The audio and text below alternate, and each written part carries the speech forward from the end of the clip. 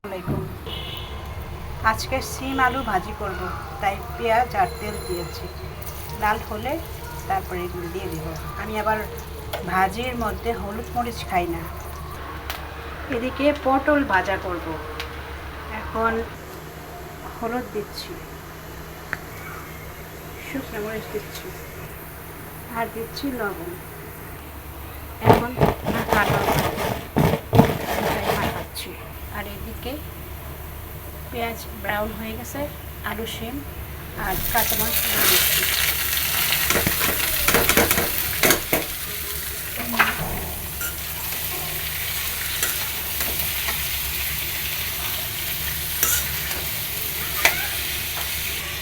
লবণও দিয়েছি।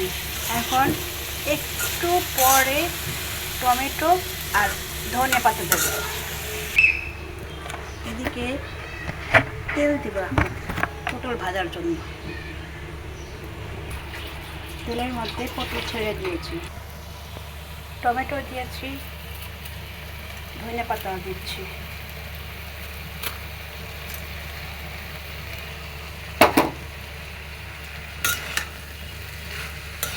আলু শিম ভাজি হচ্ছে, আর ওটি চুলায় বসায় দিয়েছি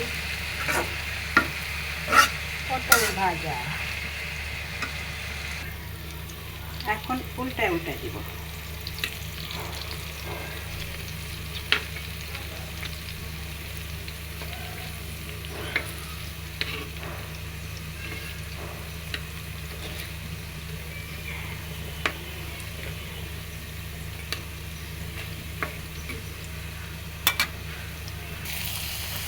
আলু শিম ভাজি হয়ে গেছে আলহামদুলিল্লাহ।